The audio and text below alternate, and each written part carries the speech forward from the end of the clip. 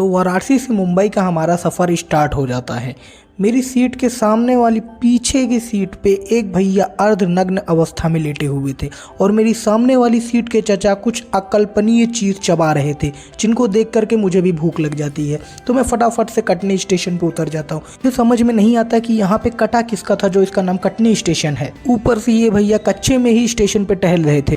तुम्हारे अंदर संस्कार नाम का चीज है कि नहीं? तो मैं फटाफट से अपनी बोतल में पानी भर लेता हूँ। फिर मैं समोसा लेने निकल पड़ा। भैया ने समोसे में अपनी गीली वाली चटनी ऐसे डाल के दी है, मतलब मजा ही आ गया। मैं फटाफट से लेकर के समोसा अपनी सीट पे चला जाता हूँ। अपनी सीट पे समोसा लाने के बाद मैं उसको बड़े चाव से ही मजे ले लेकर के खाता हूँ और फिर सोने चला जाता हूँ। फिर मैं जब सुबह फ्रेश होने जाता हूँ तो मेरी रूह ही कांप जाती है, क्योंकि वहाँ पे मुझे मिलता है सीमा हैदर का नंबर। अब बेचारे लप्पू से सचिन का क्या होगा। ट्रेन से नीचे उतरते ही मेरे पैरों तले ट्रेन ही खिसक जाती है, क्योंकि मैं पहुंच चुका था नासिक स्टेशन पर। स्टेशन पे थोड़ा बहुत घूमने के बाद मैं वापस से अपनी सीट पे आ जाता हूँ और भैया से एक कप चाय मांगता हूँ। भैया मुझे एक कप चाय देते हैं। फिर मैं उसके बाद एक टेढ़े मेढ़े का पैकेट निकाल लेता हूँ। यहाँ पे कंपनी ने मेरे साथ धोखा किया है। 50% एक्स्ट्रा लिख करके उसमें सिर्फ हवा भर के मुझे दे दी है। क्या रे भिख मंगिया,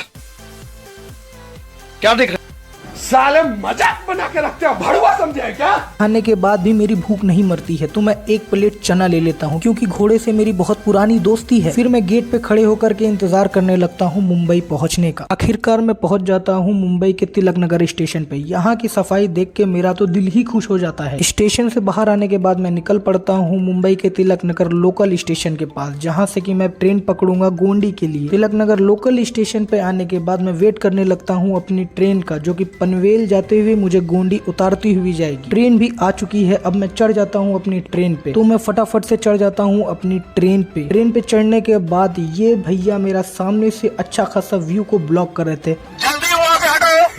ऐसे तैसे करके मैं उतर जाता हूँ गोंडी स्टेशन पे। स्टेशन से बाहर आते ही मैं पकड़ लेता हूँ हरी मस्जिद के लिए ऑटो, जिससे कि मैं घर पहुँचूंगा। ऑटो का मेरा सफर बहुत ही उछल कूद भरा रहा, क्योंकि रास्ते में बहुत सारे स्पीड ब्रेकर आते रहे। ऑटो वाले भैया हरी मस्जिद के पास अपना ऑटो रोक देते हैं। फिर उसके बाद मैं अपने घर के सफर के लिए निकल पड़ता हूँ। घर जाते जाते मुझे फिर से भूख लग जाती है, तो मैं अपने भोजन की सामग्री दुकान से लेता हुआ घर जाऊंगा। ये है मेरे घर जाने वाली गली, जिसमें चूहा भी फंस के चलता है। उसमें से मोटे मोटे इंसान कैसे गुजर सकते हैं। फिर मैं अपने भोजन को खाने की तैयारी में लग जाता हूँ। प्लीज आप ये मत बोलना कि कितना खाता है ये लड़का। एक ही तो टैलेंट है जो छुपाए नहीं छुपता। फिर मैं फटाफट से सारी सामग्री को मिला के दूध में फेंट के उसमें थोड़ी सी चीनी डाल के चाव से खाने लगता हूँ और फिर से सोने की तैयारी करने लगता हूँ, क्योंकि मुझे उठ के मामा के घर दावत पे भी जाना है। तब तक के लिए बाय।